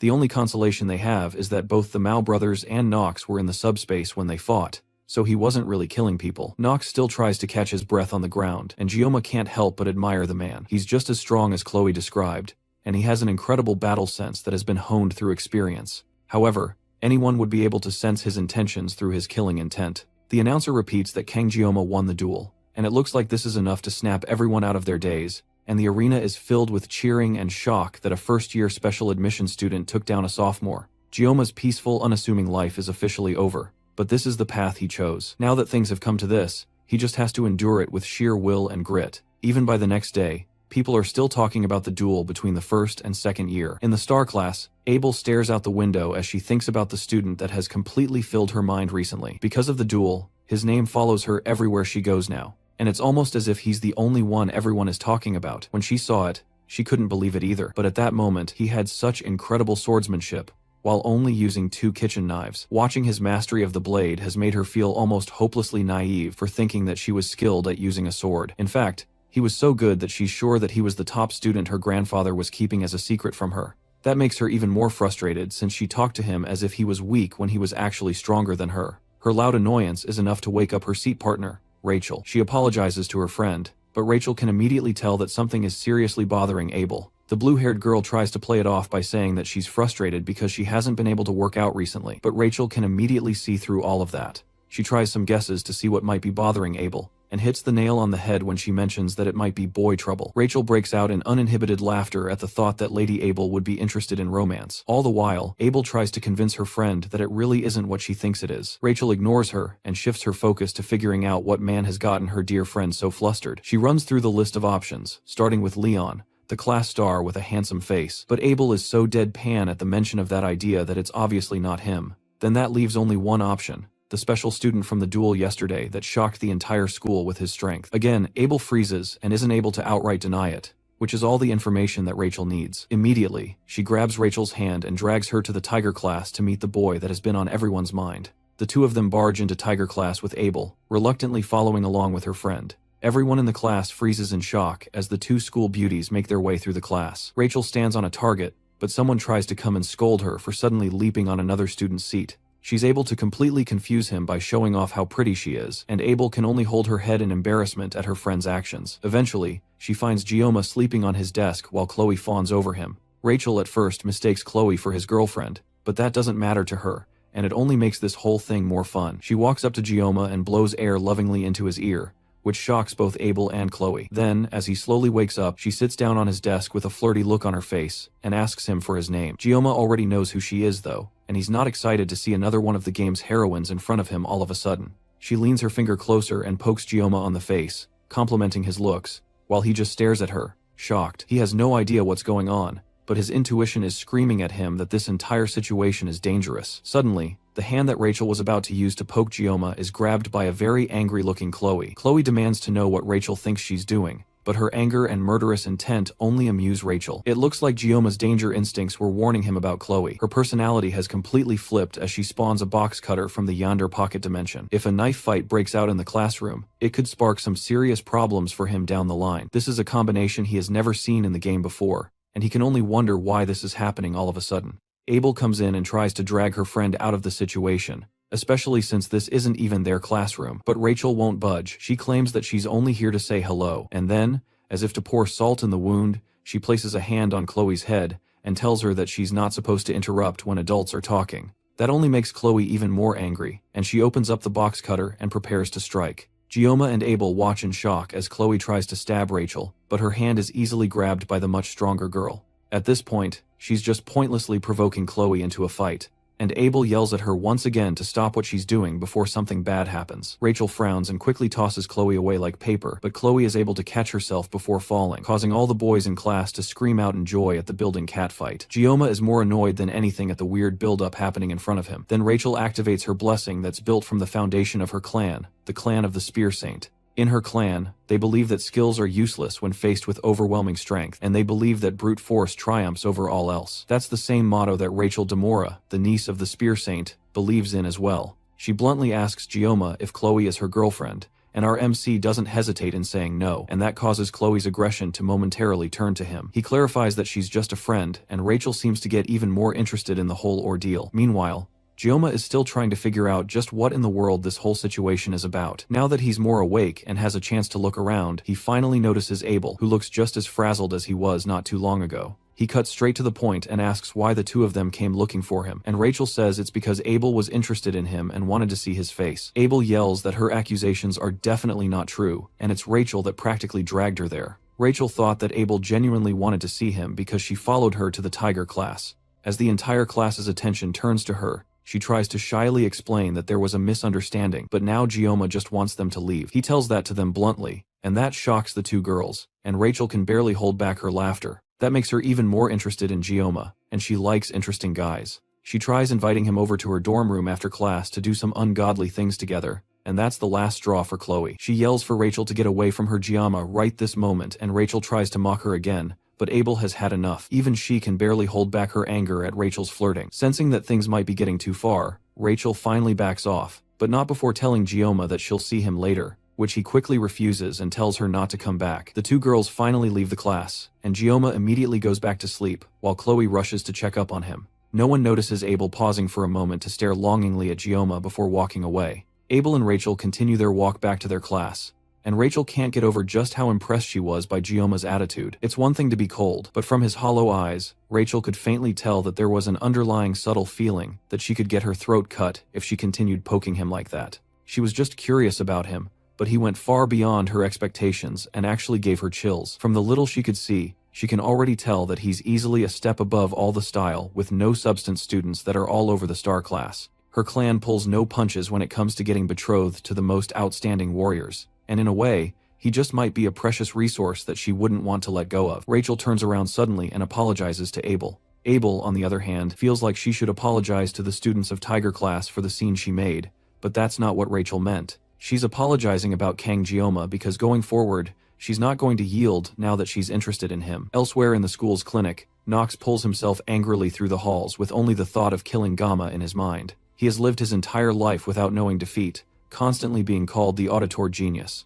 Now someone has come and defeated him with nothing but kitchen knives. Just the thought of Jioma's face pisses him off to an outstanding degree. If he has to, he will call the power of his entire clan just to cut off Jioma's head, and then once he kills RMC, he will get Chloe back. Chloe has the potential to become similar, if not greater than him, and he won't let some random special admissions nobody take her away from him. All he has to do is call on the power of his clan to strike, and then they will show him. At least that's what should have happened. But the same Jioma that he has been relentlessly plotting to kill sits calmly in his clinic room, eating an apple. Before then though, while the class was in session, Jioma watched Chloe worriedly. The two girls have left, but Chloe is very clearly still upset, even though she was the one who pulled the blade out first. As she's having her psychotic thoughts, Jioma goes over to her in hopes of calming her down. Even though he can probably talk her out of whatever mental break she's about to have, he still wished she'd at least put the box cutter down when talking to him. He asks her about how Nox is doing, and she sadly tells him that her brother is in the academy's medical ward. That's odd though, since people can't actually get injured in the subspace, so he shouldn't have any need for medical attention. The last Chloe heard, he was admitted into the ward despite having no injuries. But it should be fine, and there shouldn't be any reason for Jioma to worry. Jioma can't help but think about it though. Even though he was sliced up in the subspace, Nox isn't the kind of person that would be weak enough to be traumatized from that. To make sure that nothing else happens, he has to check in on Nox. And to do that, he asks Chloe to tell him where Nox's room is. To sweeten the deal, he even pats her head, which is another tip he got from the How to Handle Yandere type series. That's how we got to where we are today. As Jioma stares down Nox, who is still surprised to see our MC in his room, Jioma comments on the room and how the auditors must be loaded with cash for them to get a hospital room this fancy for just one person. Before Nox can ask Jioma how he got into this room in the first place, our MC picks up a skinning knife from the bedside counter, and Nox momentarily goes on guard, wondering if Jioma wants to finish what he started. However, instead, Jioma simply picks up another apple and cleanly peels the skin off before placing it right back on the table. Then, Jioma gets up and walks right past Nox, advising him to take fruits and vegetables for his health. That pisses Nox off even more, and the assassin reveals a knife hidden under his sleeve, ready to stab Jioma while he's least expecting it. But, as if predicting this, Jioma warns him that if he ever has ideas of getting any sort of revenge, then he will be cut up along with the entirety of Auditore. With that, Jioma slams the door shut as he leaves, and the force is harsh enough to turn the apple that he cleanly peeled into slices, revealing that he cut it up so fast that Nox didn't even notice. Jioma walks out of the medical unit with his mission hopefully accomplished. Now Nox is nothing more than a candle that can be extinguished at any time, and his will has been totally destroyed. This is all thanks to Jioma's bravado-filled intimidation, which he hopes doesn't come back to bite him. After all, the Auditores are an incredible group of assassins, and there's no way that he can take on an entire clan with just 30 seconds of pain neutralizer. Although he should be able to take out 10 people in 30 seconds, the rest of the clan is an entirely different case, and that's only in the worst case scenario. Anyways, Jioma would love to avoid killing as much as he can. As he walks under the moonlight back to his dorm room, he feels like he's standing in the eye of a storm in a weird way. He's starting to get used to this new crazy life of his. As long as Nox doesn't stir up any trouble, then he doesn't have to worry about things getting too insane. But he has another problem to deal with, and that's the girl that he wanted to avoid the most, Rachel Demura.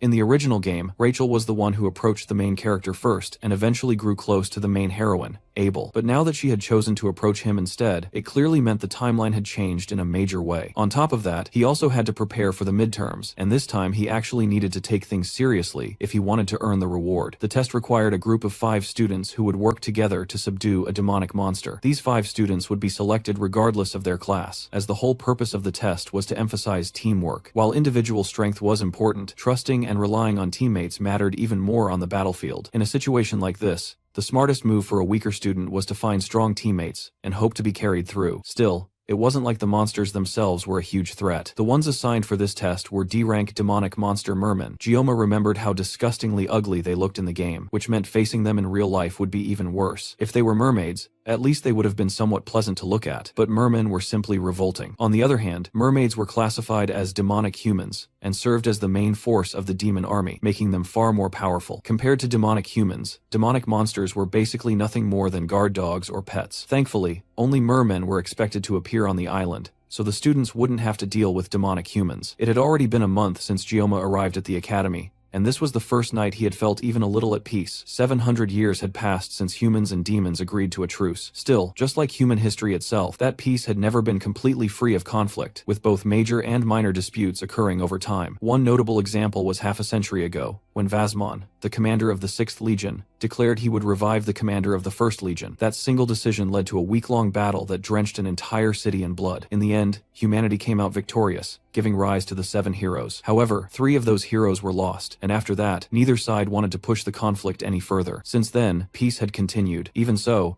Gyoma couldn't help but question whether this was truly peace. The more he thought about it, the more terrifying it seemed that someone had managed to seal the 1st Legion commander alone 700 years ago, which meant that person must have been an absolute monster. In contrast, it had taken 7 people to defeat the 6th Legion commander, and even then, lives were lost. And now, with only 3 years left before the second human-demon war begins, the situation felt even heavier. This time, the Demon King himself would be involved. The thought of that future was terrifying, but worrying about it wouldn't change anything. Right now, Gyoma needed to focus on the upcoming midterms. His first task was to form a team, but that was easier said than done since he didn't have any friends. However, he was currently the most famous student in the academy, and he figured he could use that to his advantage to solve this problem. There was no way he could stay unnoticed for the next 3 years anyway. Because of that, Gyoma decided to change his approach. He would stop trying to live quietly and instead aim to live comfortably, while making the most of his situation. With that in mind, he prepared himself to do everything he could to gather people and form his group. A week passed, yet nothing changed, and he still found himself completely alone without a single person inviting him into their group. In the end, it seemed like everyone was simply too scared of him. When he turned to look around the class, the only other person sitting alone just like him was Chloe. Maybe she had been pushed aside after the incident with her brother and his defeat, or maybe it was because of how she reacted when Rachel showed up. Whatever the reason, he walked up to her and asked if she still hadn't found anyone to team up with. Just like him, she was still alone, and that honestly made him worry a bit. He was already used to being by himself, but she at least used to have friends, and now they were all gone. Still, she calmly said she would be fine, as long as she had him. Taking that as enough, he offered to team up with her so they could find 3 more members together. With Chloe's abilities, she was basically a massive advantage, since he could only fight for 30 seconds, while she was like having 30 soldiers packed into one small, cute figure. That brief moment of peace shattered when Rachel suddenly burst into the classroom calling out for Gyoma. He didn't even try to hide the annoyance on his face at seeing her again, and Chloe didn't hide her bloodlust either, already pulling out a box cutter like she was ready to go wild. Rachel, completely ignoring the tension, kept bothering him, and even leaned over his desk before asking if he had found a group yet. Since she clearly wasn't paying attention to anything else, he just answered her honestly, and hearing that he didn't have a group worked perfectly in her favor as she immediately invited him to join hers. The offer felt suspicious right away, because someone like her would obviously have plenty of strong students lining up to join, so there was no reason for her to specifically come to him. But she casually explained that he just seemed more fun to team up with than anyone else in her class. He told her he had already teamed up with Chloe, but that didn't bother her either, since her group still had 2 empty spots. Even then, he couldn't shake off the feeling that this was risky for her, since teaming up like this could affect her grades if things went wrong during the island test. He looked over at Chloe, and after a moment, she reluctantly nodded, agreeing to join. With nothing stopping him anymore, he accepted the offer, and Rachel instantly pulled out her phone to text someone while warning him that he couldn't back out now. Curious, he asked about the rest of the group members, and the moment she mentioned Leon, his mood dropped instantly. Not just any Leon, protagonist of this world.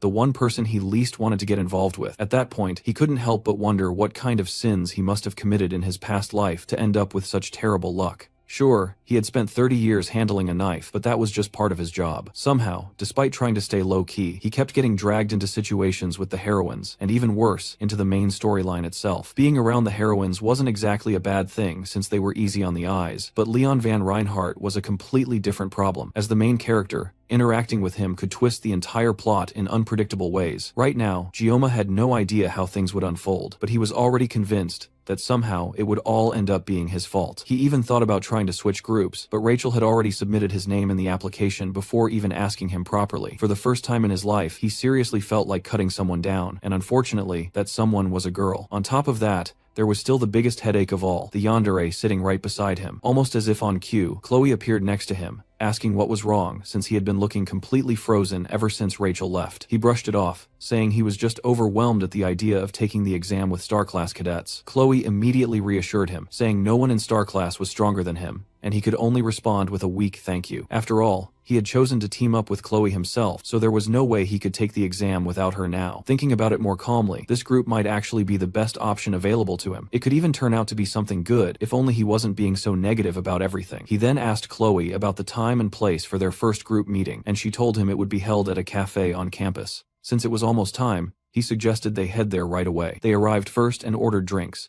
with Chloe happily getting herself an avocado smoothie, while he could only watch in envy, thinking about how expensive even one cup must be. Meanwhile, he settled for a cheap espresso, but the moment he took a sip, it tasted so awful, it almost felt like his body was rejecting it. Since the cafe was run by an outside company, faculty cards didn't work there, meaning he had to spend his own money for the first time. While silently regretting his life choices, his phone buzzed with a message from Rachel saying she was bringing the others. Not long after, she walked in with Leon and another guy following behind. That was the moment Gioma and Leon made their first real contact. As Gioma glanced at the other guy, his first impression was that the guy looked like some kind of delinquent. Leon was the first to step forward and introduce himself, extending his hand confidently. Gioma accepted the handshake, and Leon immediately complimented him on his performance in the subspace battle a few days ago. Just from the way he spoke, Gioma could tell he carried both intelligence and elegance naturally. After that, everyone sat down, and Rachel suggested they all introduce themselves properly. Leon went first, presenting himself as the leader of the group and a Star Class student. Somehow, he had already taken the position of leader, and he genuinely seemed eager to work together with everyone. Rachel went next, but since everyone already knew her, she quickly passed the turn to the guy beside her. He introduced himself as Speed Weapon, also a Star Class student, keeping it short and direct, though Gioma couldn't help but focus more on how strange his name sounded. Then Chloe introduced herself as a Wolf Class student who joined the group thanks to Gioma, but Rachel teased her for calling him Gioma-kun, which led to a brief tense stare between them before Chloe calmed herself down with a sigh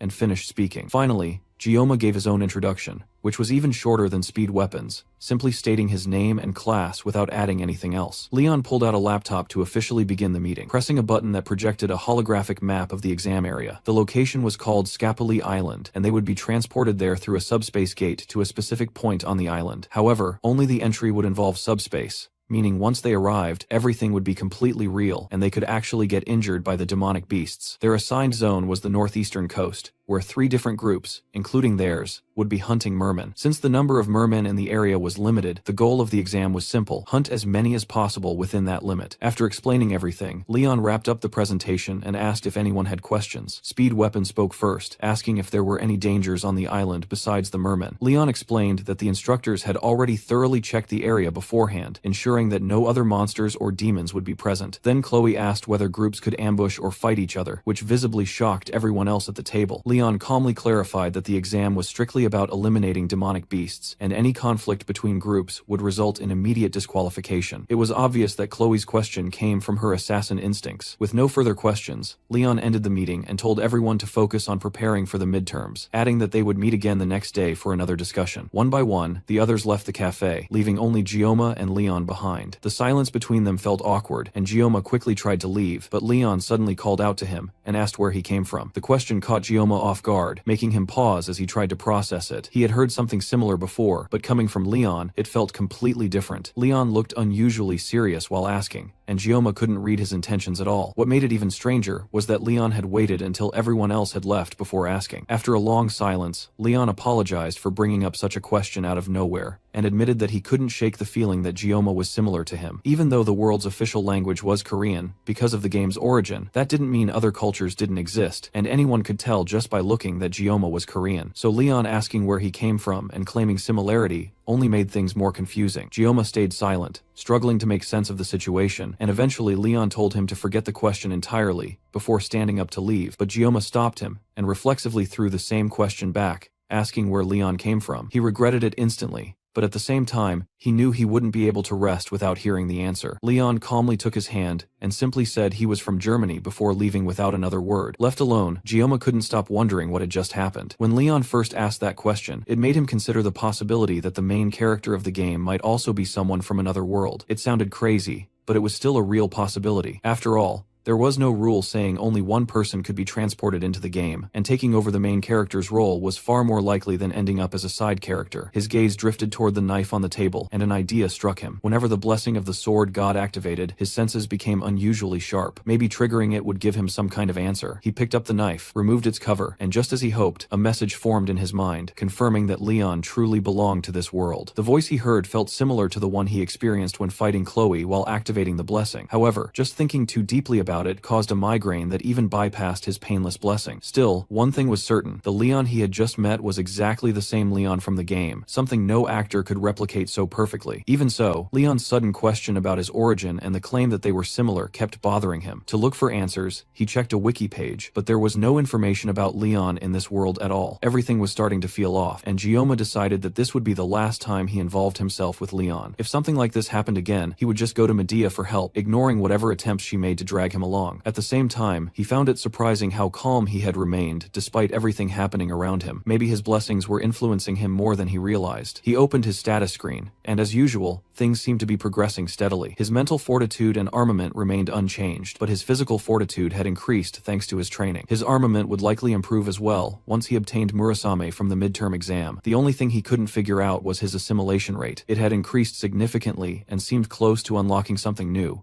possibly connected to everything he had done so far. Not knowing what it was still annoyed him, especially since there was no one he could ask about it. However, at the bottom of the status screen, something new caught his attention. His blessing of painlessness had extended by 10 seconds, meaning he could now use it for a total of 40 seconds. After all the effort he had put in, it finally felt like his hard work was paying off. As the days passed and the group continued meeting to plan their strategy for the exam, Gioma kept training, steadily sharpening his abilities. At last, the day of the exam arrived, and all the groups gathered in front of the subspace gate. The moment Gioma looked at it, he could tell this one felt completely different from the training ground subspace. Soon, the rest of his team showed up as well, and they all seemed just as excited as he was. During their earlier meetings, they had already assigned roles to each member. Rachel would take the front as the main damage dealer, while Leon stayed in the center as the leader to coordinate everyone. Speed Weapon would position himself behind Leon as support. Chloe would fight alongside Rachel as a secondary damage dealer, and Gioma would cover the rear, forming a well-balanced team. Taking a moment, Gioma looked over their equipment and couldn't help but feel impressed by how powerful everything was. Rachel was carrying an S-rank weapon known as the Vermilion Phoenix Halberd. Leon, even without bowman, still wielded a strong sword. Then there was Speed Weapon, whose gear turned out to be a recorder, which made Gioma wonder if the support role also included providing background music. Rachel quickly clarified that the recorder was actually one of the rare S-rank armaments capable of healing. Even Gioma knew how absurdly difficult it was to obtain healing-type S-rank equipment, making it incredibly valuable. Curious, he stepped closer to examine it, catching Speed Weapon slightly off guard. Their conversation was interrupted when an announcement came through the speakers, declaring the start of the first-year midterms. Soon after, the Wolf class instructor, Lee Wanbin, approached the students. Since everyone already understood the rules, he kept things short, reminding them not to hesitate to retreat if things became dangerous, as risking their lives for extra credit wasn't worth it. If anyone got injured or wanted to surrender, they could simply call for the assigned instructor. With that, he encouraged them to do their best and not let nerves get the better of them. Noticing Chloe looking uneasy, Gioma asked what was bothering her. She admitted that she was worried about the possibility of mermaids appearing on the island. Gioma reassured her once again that the instructors had already confirmed the area was clear, but even so, she couldn't shake her anxiety. Growing up in Sicily, she had often heard stories about mermaids causing massive destruction. Although humans now had a truce with demonic beings, making such encounters rare outside of dungeons, the fact that these rumors still persisted made her uneasy, especially since the exact conditions for mermaid appearances were still unclear. Seeing her like that, Gioma gently placed a hand on her head to calm her down, just as the instructors called for the cadets to step through the gate. She gave a small smile and chose to trust him. Sometime later, Chloe vaguely heard Gioma's voice calling out to her through a hazy state of mind. It seemed like she had lost focus for a moment, but when she opened her eyes, everything had already taken a turn for the worse. In front of her stood Gioma and the rest of the group, all facing something massive and dangerous. Rachel quickly asked Speed Weapon if he could contact the instructor, but being inside a cave meant there was no signal on his phone. Nearby, someone lay on the ground, badly injured and bleeding, clearly in critical condition, and standing before them, the source of all this chaos, was a mermaid. To understand how they ended up in such a situation, let's go back to see what happened before the group encountered this nightmare. The moment they arrived on Scapuli Island, the first major issue hit them instantly. Motion motion sickness from passing through the gate. Everyone looked affected except Gioma, who casually mentioned that he didn't get motion sickness at all. Not long after recovering, they encountered their first merman. It froze for a second in surprise after spotting them, then quickly ran off. Despite how disgusting they looked, they were much smaller than Gioma had imagined. Leon pointed out that the one they saw was too small to earn them any points, so if they wanted proper targets, they needed to move toward their assigned area where adult mermen would be. Chloe moved ahead to scout, while the rest of the group followed behind at a steady pace. After some time, they reached the designated location, and Chloe returned to report her findings. About 500 meters ahead, there was a cave, and she led the group straight toward it. Even before stepping inside, they could already feel something was off. Dozens of eyes were watching them from within the darkness. Leon quickly estimated that there were around 50 to 60 mermen gathered inside, all surrounding a campfire. Taking down that many would easily secure them first place in the midterms, but it wasn't that simple. Entering the cave would cut off their internet connection, making it nearly impossible to contact an instructor if something went wrong. It was a clear, high-risk, high-reward situation, and the final decision rested on Leon. Before arriving on the island, he had carefully assigned roles to every member, so now it was his responsibility to lead them again. Without wasting time, Leon made his call and signaled Rachel to begin the attack. She leaned back slightly and launched a golden spear straight into the cave. It struck the campfire directly, extinguishing it and throwing the mermen into confusion. Before they could react, Rachel had already closed the distance, and in the next instant, several merman heads were sent flying. Right after that, Speed Weapon stepped in, channeling his power to enhance Rachel's abilities, making it even easier for her to cut through the enemies one after another. Watching her in action, Gioma couldn't hold back his amazement at how insanely strong she was. Chloe noticed that reaction immediately, and without hesitation, she drew her katana, activated her blessing, and jumped into the fight as well. She rushed forward, rapidly cutting down mermen, trying to match Rachel's pace as both of them charged toward each other from opposite sides. Neither of them slowed down, even as they got closer and closer, and Gioma started worrying that neither had any intention of stopping. They came within inches of colliding before suddenly turning at the last second to eliminate the final merman rushing toward them. After that, they stepped apart and continued clearing out the remaining enemies, while Gioma let out a quiet sigh of relief, realizing his worries were unnecessary. In the end, with their combined strength, all 60 mermen were wiped out. With the area cleared, Leon suggested they move on to another location to continue the exam. That level of calm decision-making and leadership only reinforced in Gioma's mind that Leon truly was the main character of this world, because no one else could replicate that kind of heroic presence so naturally. However, as Gioma got lost in his thoughts for just a moment, everything suddenly flipped. When he looked back, he saw Leon collapse to the ground, having taken a fatal blow to the stomach. Shock spread across the group as something powerful rose from the pile of dead mermen behind Gioma. It was a demonoid mermaid, exactly the kind of monster Chloe had been worried about from the beginning. Gioma had already felt that things were going too smoothly, and now that uneasy feeling had proven right. The situation instantly turned critical, leaving them with a harsh choice: run or fight. But escaping while carrying an injured Leon might not even be possible. Rachel immediately told Speed Weapon to contact the instructors and report the appearance of the mermaid, but just as Gioma feared, the cave completely blocked their connection, leaving them unable to reach anyone. Panic began to spread among the group, and strangely, Gioma was the only one who remained calm. With Leon out of action, someone had to take control, and Gioma stepped forward to fill that role. He quickly started giving orders, telling Rachel to keep the mermaid occupied no matter what. Then he instructed Speed Weapon to pour as much healing as possible into Leon. Finally, he called out to Chloe, who seemed momentarily frozen, and ordered her to evacuate the other cadets and inform the instructors about what had happened. It took her a second to process everything, but she eventually snapped out of it and moved to carry out his command. With everyone assigned their roles, Gioma stepped forward to face the mermaid himself, shocking the others. He told Rachel and Speed Weapon to handle the remaining mermen, leaving the mermaid to him. After all, dealing with fish like that had always been his specialty. Demons possess a distinct power that is comparable to the blessings used by humans, and that power is called magic. It is strong enough to defeat the protagonist in a single strike, clearly showing the overwhelming difference in strength between demons and humans. Even though Gioma has the blessing of the sword god, that alone does not guarantee that he will survive this fight. In the original game, defeating a demon that uses magic without forming a party was simply impossible, and yet, right now, he is about to face a boss alone that would normally require a full raid team. In simple terms, Gioma is completely screwed, but there is no way for him to back out at this point. Chloe will need about 10 minutes to find help and return, but Gioma only has 40 seconds to take down this oversized fish before he ends up in a worse situation than the main character. At the same time, Rachel continues struggling to keep the mermen away, while Speed Weapon concentrates all of his power on healing Leon. The wound on Leon is deep, yet it is still recovering regardless. Even with such a difficult situation unfolding, Speed Weapon cannot stop focusing on Gioma. Just the sight of the mermaid makes his bones tremble, and yet Gioma is willingly choosing to fight it alone. The demon makes the first move, firing the exact same laser attack that had taken Leon down earlier. Gioma dodges the attack and immediately rushes forward with his knife, closing the distance between them. The mermaid appears to mainly rely on long-range attacks that carry water-based magic properties. Gioma does not know much about magic itself, but what he does know is that this demon still has flesh and bones like any other creature. To win, all he needs to do is get close and cut it down. He leaps toward the demon and swings his blade, but the mermaid dodges the strike and immediately redirects its movement toward Speed Weapon. Before it can reach him,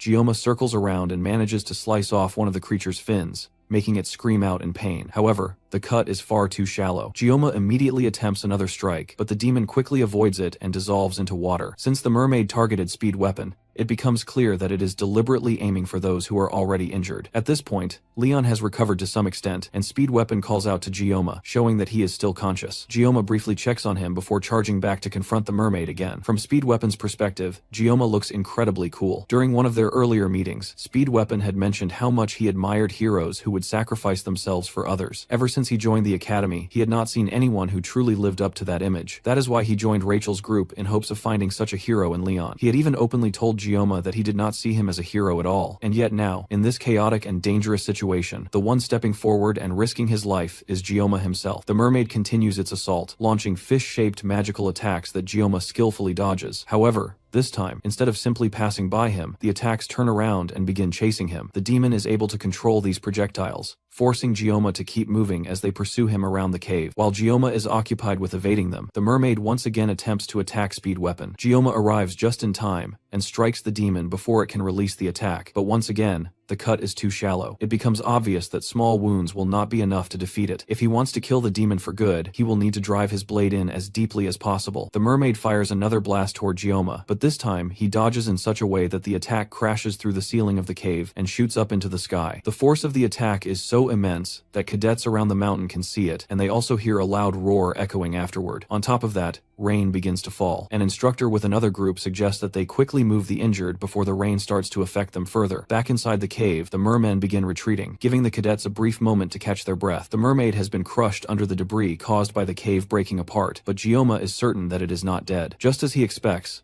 the demon mermaid bursts through the pile of rocks and rushes toward the students once again. Up until now, Gioma has not been able to fight properly because he has been constantly mindful of the injured Leon. Now that the mermen have retreated, he tells Rachel to take care of both Speed Weapon and Leon for him. Even at this point, Speed Weapon still cannot believe that Gioma is choosing to fight a demon alone. Earlier, he thought Gioma was simply reckless, but now it feels like he is witnessing the rise of something far greater. Meanwhile, Gioma feels relieved that he can finally focus completely now that he no longer has to worry about his teammates. He only has 10 seconds left on his painless blessing, and he needs to make up for the time he has already lost if he wants to survive. For a brief moment, Gioma and the mermaid lock eyes, and then both of them rush forward at the same time, heading straight into their final clash. Elsewhere, Chloe dashes through the forest as fast as she can, looking for anyone to help her. She's tired, but she knows she can't stop running unless everyone she left behind will be in danger. Her body hurts incredibly bad, but the more she feels like stopping, the more she thinks about Gioma and the fact that he's in the cave fighting that monster on his own for their sake. Gioma really is the strongest person she has ever met in her life. He clearly doesn't like fighting and tries to avoid drawing his blade whenever possible. The only time he stands to fight is when there is really no other choice. Since Gioma made the best decision fighting that mermaid, she knows she has to do her best to get help, but she can't help feeling that if she was just a little stronger, then maybe she would have been able to help him somehow. Behind her, a loud blast tears the side of the cave apart, and she knows that it's the sound of Gioma and the mermaid fighting. In her worry, she trips off a vine and almost falls,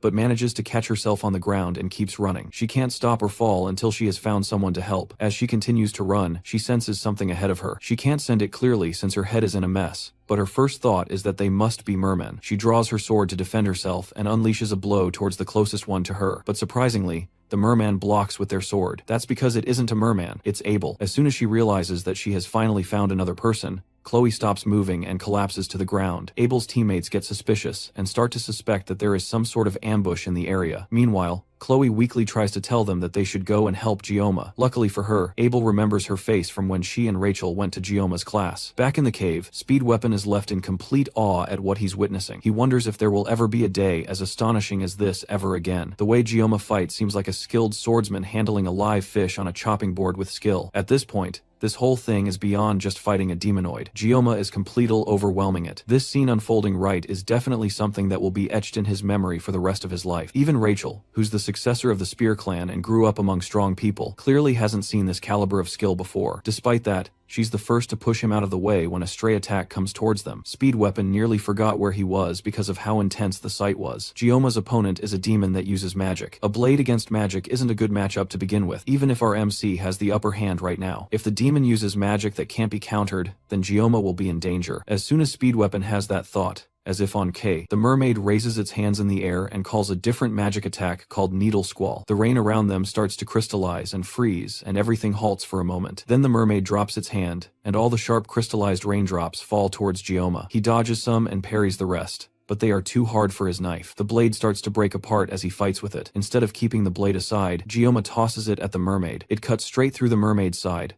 leaving a gaping hole in its waist. Gyoma then follows up with a final attack, cutting through the mermaid's flesh with one powerful slash. Except the mermaid managed to dodge, and instead used the body of a merman to distract Gyoma. Then it charges up a massive attack right in front of our MC. This one is way too close, and there is no possible way he can dodge it. Just before the attack hits and he starts to panic, his mind is suddenly teleported to a clear space. In that space, he sees a red line that indicates where he should cut, and he hears a voice telling him that if he can slice it, it will cut. Instead of dodging the attack, Gyoma readjusts his grip on the knife and cuts through the magic instead. The cut causes a massive shockwave to push through the area, and by the time the smoke clears, Gyoma stands over the lifeless body of the mermaid. The demon makes a few sounds in death, and Gyoma kicks it away down into the pool that it came out from. Rachel and Speed Weapon stare at the scene in front of them in shock. Somehow, a freshman defeated a demonoid alone. Suddenly, Gyoma falls to his knees and starts coughing up blood. Rachel is the first to react, and she rushes over to him while Speed Weapon checks on Leon. Thankfully, the protagonist is fine, but there are other sounds behind them, and Speed Weapon turns around thinking that the mermen that ran away have returned. Instead, it's Abel and her team carrying an unconscious and injured Chloe. The first thing Abel notices is Rachel, who caresses an unconscious Gyoma. The sight makes her angry for some reason, but she ignores it to look around. The rest of the team look like they all have one foot in the grave, and yet Leon seems completely fine. She informs them that she has contacted the academy, and they will be arriving in an hour to aid them. Now that help is on the way, she wants to know just what exactly happened. She asks Speed Weapon to explain, but he's more frustrated by the academy and the instructors who claimed that they thoroughly checked the island. He doesn't believe that they will believe him anyways, but he starts to tell them what he witnessed. Speed Weapon gives Abel a basic rundown of what happened, and how Gyoma defeated the mermaid alone. Just like Speed Weapon predicted, she can barely believe it. The tales that her grandfather told her when she was younger were more realistic than this. And yet, as ridiculous as the story is, the evidence around them proves that it's the truth. Why would they lie about this anyways? And yet Abel still can't accept it. She's a descendant of the acclaimed hero Balor Joaquin and his disciple Aaron Nibulong. Those are the roots that she has in her, and it has given her a special attribute since birth. Her bloodline has always been filled with promise and potential, and she put in incredible effort to make sure that she wouldn't be overshadowed by her roots.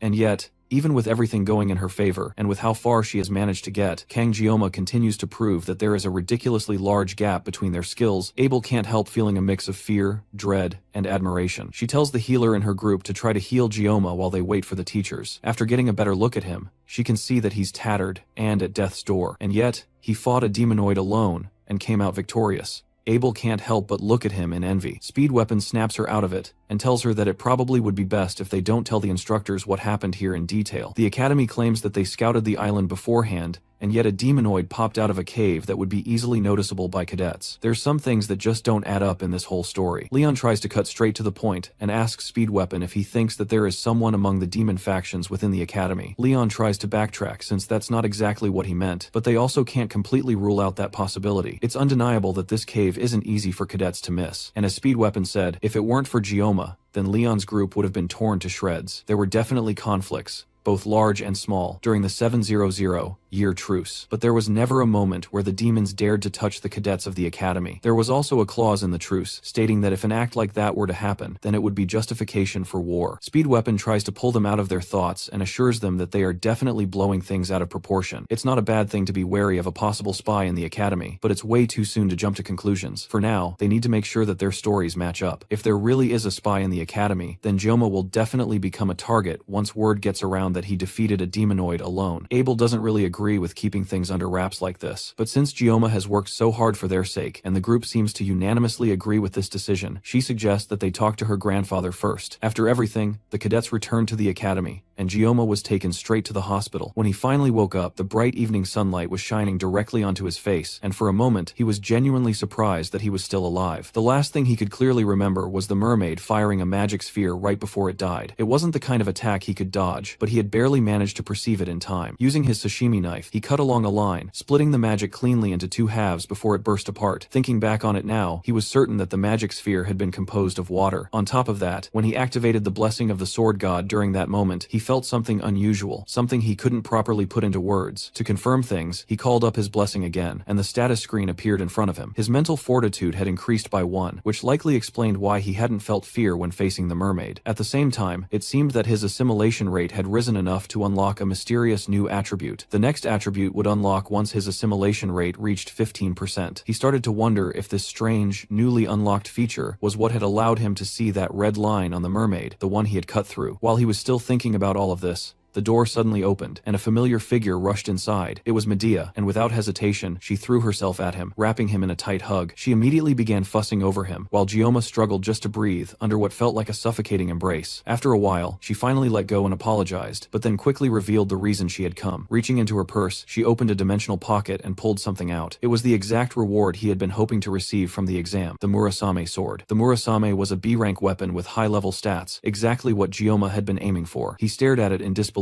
as Medea asked if he liked it, then apologized for giving it to him like this instead of letting him receive it officially. At the same time, someone was quietly standing at the door, watching everything. Medea noticed and called out to them, telling them to stop lurking and come inside instead of acting like a shy creep. Siegfried cleared his throat awkwardly before stepping into the room and standing beside Medea. Seeing this scene gave Gioma a strange sense of déjà vu, reminding him of what had happened when he first arrived at the academy. He then asked why the Sword Emperor was here as well. Medea explained that she had heard everything from his teammates. After that, both of them lowered their heads and apologized on behalf of the entire academy. They admitted responsibility for what had happened during the midterms, acknowledging that due to their negligence, everyone involved had nearly lost their lives. Gioma found himself unable to respond as Medea continued speaking, promising that they would uncover the truth behind the incident. Siegfried also spoke up, thanking Gioma for saving the cadets. Gioma scratched his cheek awkwardly and quietly replied that he had only done what he could. Medea then added that although his actions had been exceptional, they needed to keep the entire incident a secret. She believed that the person behind it was somewhere within the academy, and if they didn't stay quiet, the situation could leak to the public. Gioma understood their reasoning and didn't hold it against them. Hearing that, Medea smiled and commented that sometimes he behaved like an old man trapped inside a teenage boy's body. Not long after,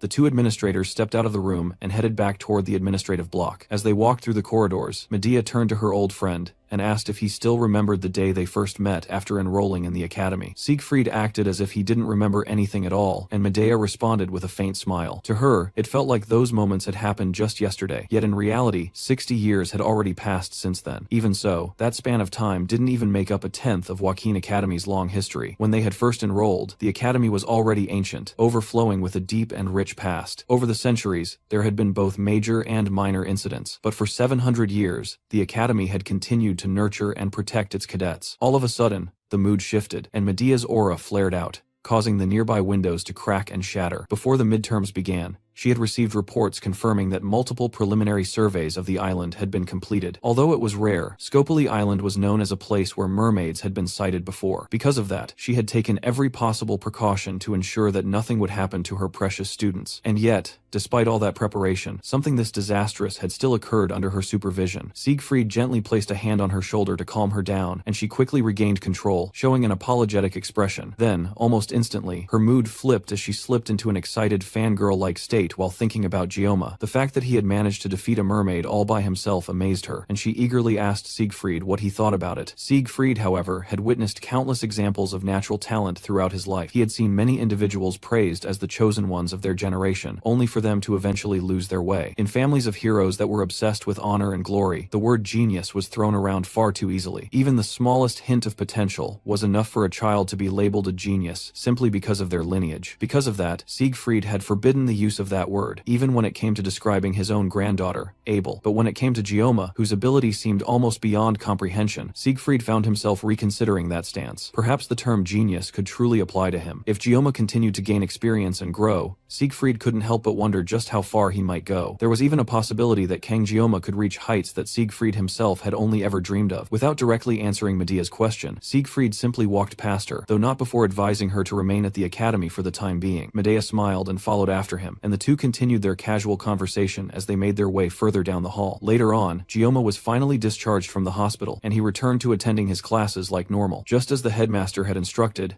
the fact that he had taken down a demonoid on Scopuli Island had been completely kept secret. Because of that, Gioma couldn't help but feel that his classmates were able to act so carefree, only because he had been the one to stop the mermaid. After being discharged, the very first thing he did was head to the Academy's forge in order to reshape and enhance Murasame. At the moment, the sword felt no different from a simple metal rod to him, especially considering the blessing of the sword god, which made reforging it absolutely necessary. For that purpose, he went to meet the blacksmith, Volander, and now all he could do was hope that the enhancement process would be successful. While he was still thinking about everything that had happened recently, he suddenly heard Chloe calling his name. When he turned around, he saw her approaching him on crutches, with one of her legs wrapped in a cast. Thanks to the emergency treatment provided by Speed Weapon, the doctor had said she would be able to walk without crutches within a week. Even with her injuries, she looked much better than before. Gioma understood that even though he had been the one to take down the mermaid alone, it was actually because of everyone's combined efforts that they had all managed to survive that situation. Chloe's rescue call, Rachel's work in clearing out the mermen, and Speed Weapon's healing and blessings had all played important roles in that battle. The only one who hadn't contributed much was Leon, and Gioma couldn't help but wonder whether someone with that kind of fighting spirit would really be able to defeat the Demon King. Maybe it was just because Leon had been the first to get injured. Their conversation was suddenly interrupted when their instructor rushed into the classroom and ordered everyone to take their seats and pay attention to a few announcements before the training assembly. Once all the students had settled down,